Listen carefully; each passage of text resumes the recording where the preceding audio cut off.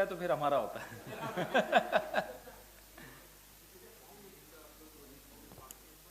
ये सीखना है, सीखे नहीं अभी। आप लोग जब तैयार हो जाए मुझे बता दीजिएगा।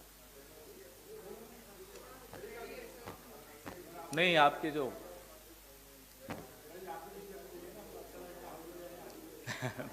अभी लिया मैंने पानी।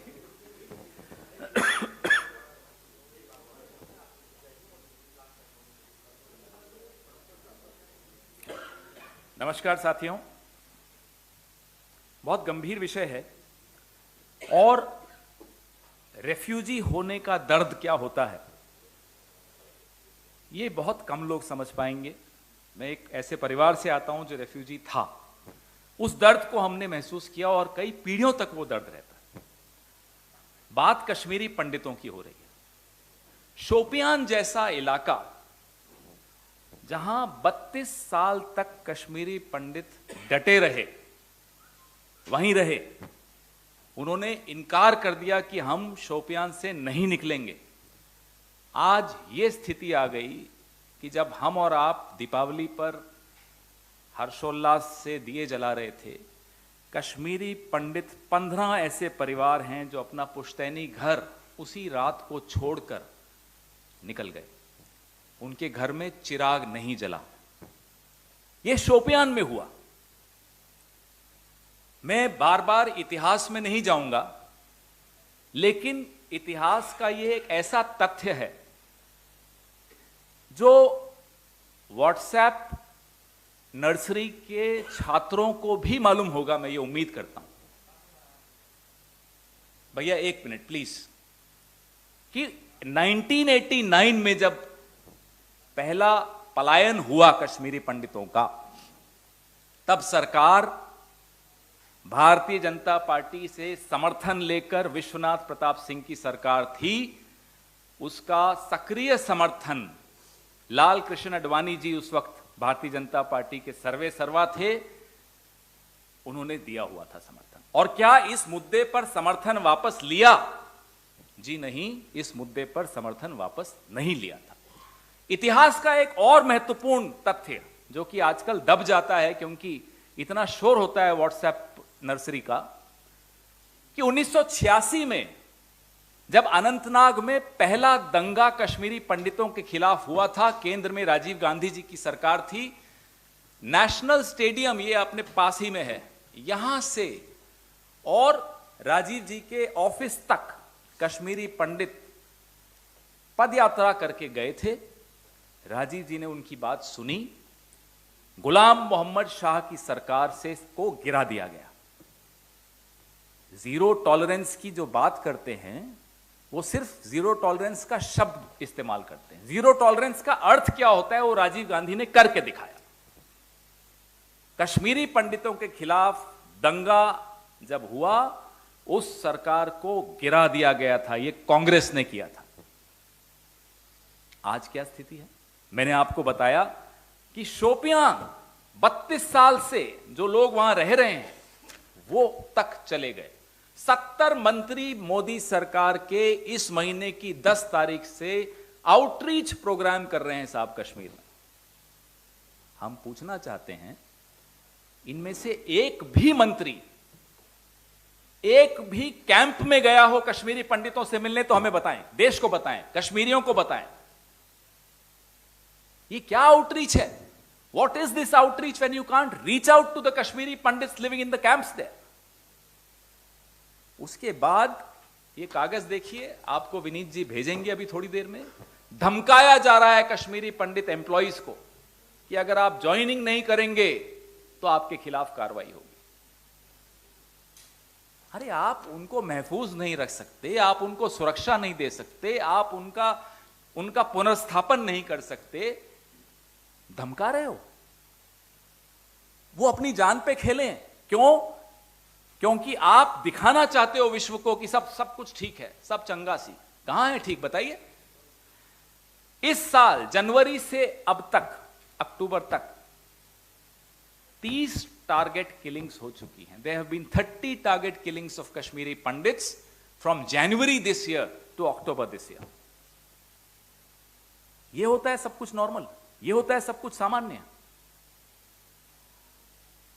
हमारे वक्त, डॉक्टर मनमोहन सिंह के वक्त, आपको तो मालूम है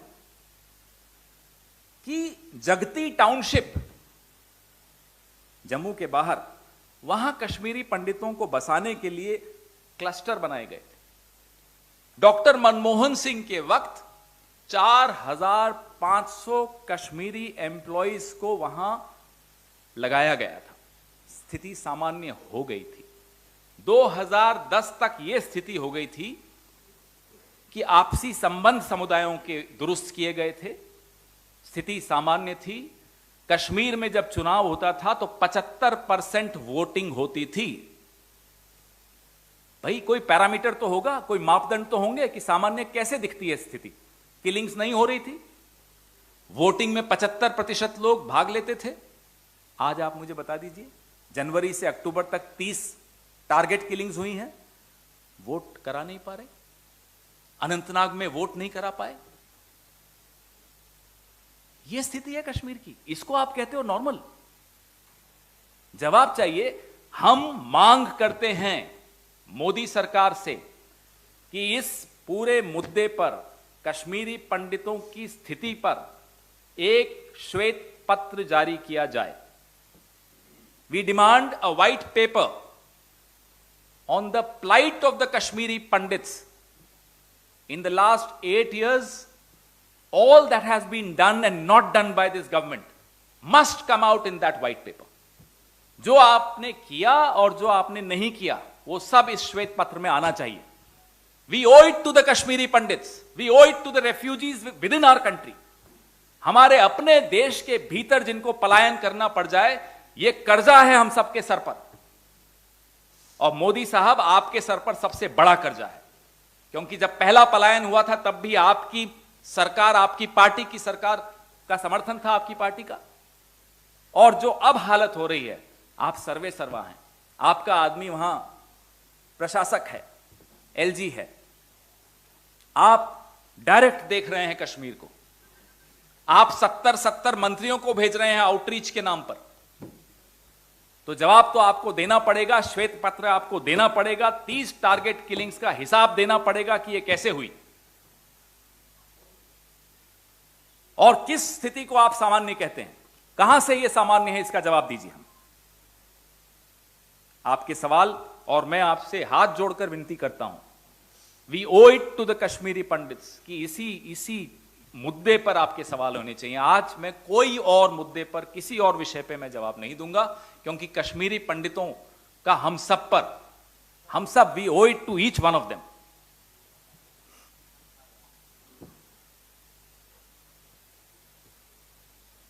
जी,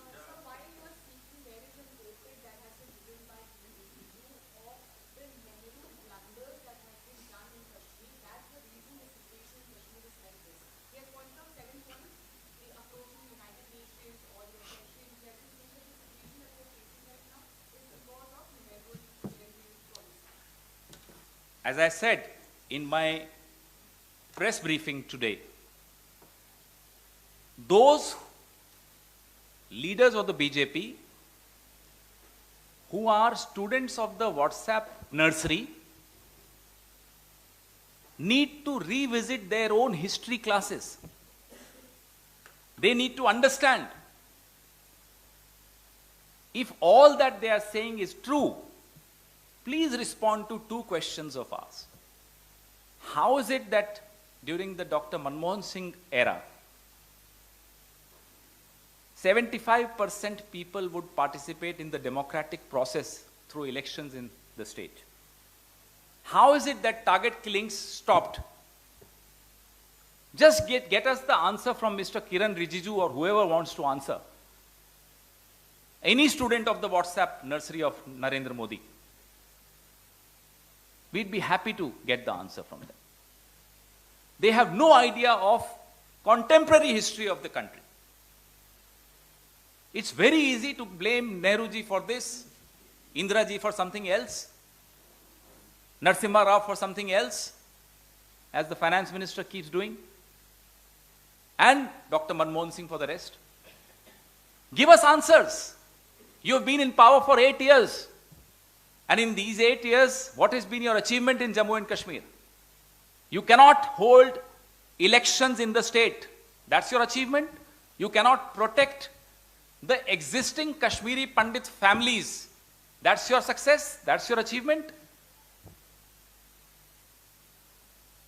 You cannot take the Kashmiri Pandits back into the valley, those who have been waiting for decades to go back. Is that your achievement? You must apologize for what happened in 89. You must apologize for what's happening now. You must bring out a white paper ASAP, as soon as possible.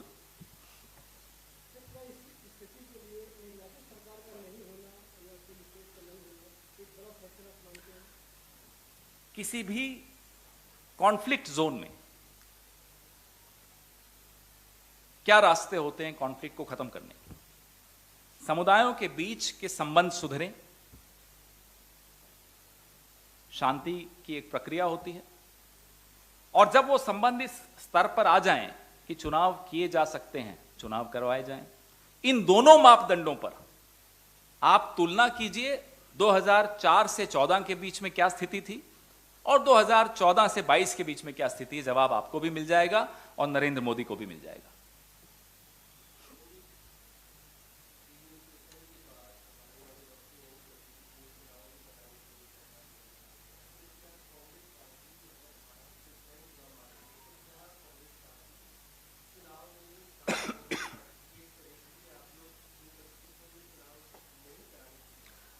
हम सलाह कुछ नहीं दे रहे, हम तो अब श्वेत पत्र मांग रहे हैं।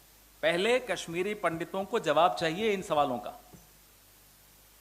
ये 30 टारगेट किलिंग्स का मैंने आपको बताया, उसका जवाब दीजिए। शोपियान तक से लोग निकलकर चले गए, दिवाली की रात को निकलकर चले गए, इसका जवाब दीजिए। यह प्रक्रिया होती है। प्रक्रिया के पहले 2 चरण क्या हैं, उन चरणों में आपने क्या कदम उठाए हैं, पहले उसका जवाब दीजिए। चुनाव आप कब कराएंगे, कैसे कराएंगे, तब की बात हम तब जरूर करेंगे आपसे, लेकिन अभी चुनाव से ज्यादा महत्वपूर्ण जान माल की रक्षा है। उसका आप क्या कर रहे हैं वह बताइए। श्वेत पत्र हमारी मांग है।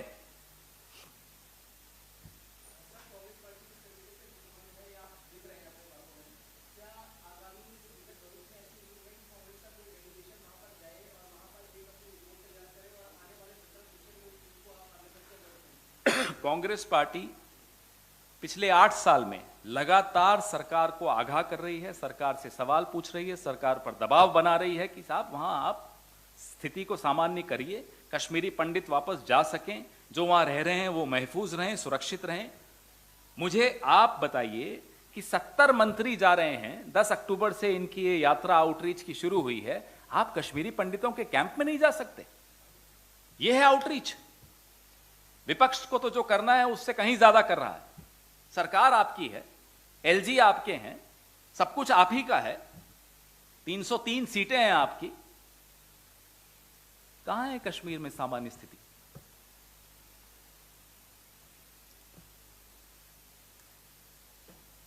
धन्यवाद।